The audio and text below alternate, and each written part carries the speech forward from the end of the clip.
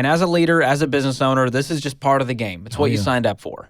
And I love your story because I've known you now for a decade, and I've got to see you grow in your career from before you were even at Ramsey.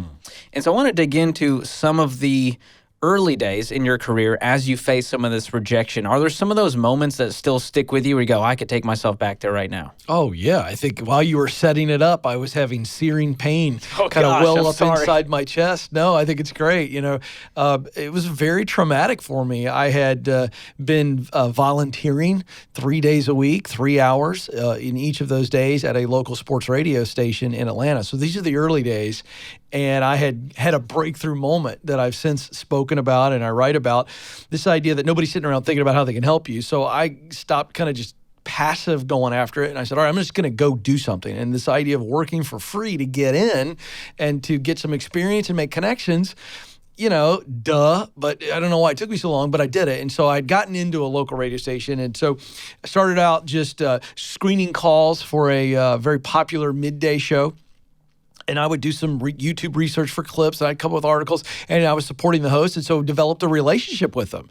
And then they kind of asked questions like, dude, what's the deal? Like, how are you working for free? And I said, well, I'm a small business owner.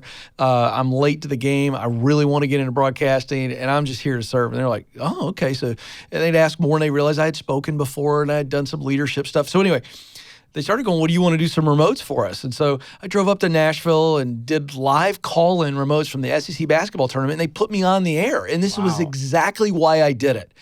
And in the shadows of this triumphant moment, right, I'm driving back from Nashville and come back in the office that next day, and the program director had found out that I was on the air. And he was like, that's against company policy. He's not a full-time employee, no one. And he's all over the hosts. And they're like, man, relax. Ken's like, good. I mean, he did a good job. And he's like, absolutely not, no way. And so he asked for a quick meeting with me and the producer and calls me in and basically just is like, dude, I don't know why you're here. You're never going to be on the air here. You don't have the talent to make it in a top 10 market. And we're a number 8 market. And I'm cutting through all of the, and it was just out of nowhere. I'd never done anything wrong. I hadn't asked for any money. And I got to tell you, it devastated me. That was a real serious rejection. I remember going home that day and doing what I do when I need therapy. And I went out and did some yard work, and I was cutting the lawn, and I was devastated. I was like, why am I doing this? This dude just told me that I don't have what it takes to make it. And I believed that lie for 2 or 3 days before I got over it and said, all right, it's time to keep on moving. Wow. And a lot of people out there, they believe those lies for 2 or 3 years, 2 or 3 decades. 20, 30 years. And so luckily you believed in what you were doing so much. You were like, I know I'm supposed to be broadcasting. I know I'm supposed to be helping people on air. And I'm glad that you answered the call and you kept on because here you are today with a syndicated radio show, Sirius XM, you name it, with the Ken Coleman Show. And, looking at, you had this post on Instagram, and I want to mention some of the other pieces of this because we don't have all the time to get into every story. We could sit here all day. 12 publishers passed on your first book proposal. Yep.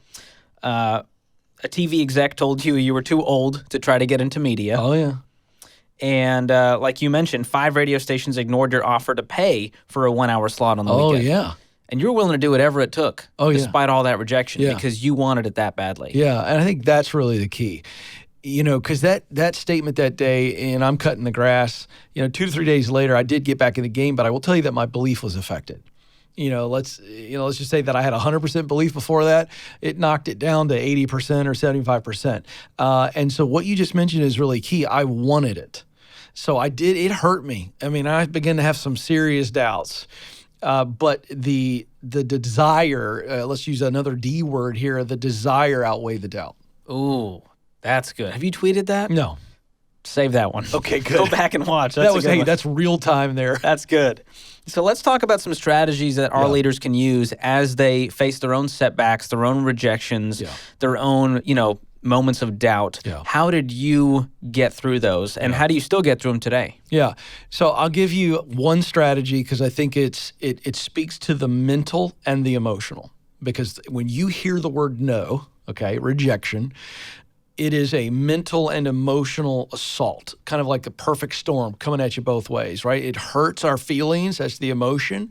And then out of that emotion, we begin to think things, right? Like, oh, are they right? Am I delusional? And so fear and doubt kind of creep up and they kind of hang out in our mind. So what I learned is that we as human beings tend to take a word like no, a rejection, and we make it so final forever, as if there is a period at the end of the sentence, and that period is not just on that situation or that opportunity, but it becomes a period for our life.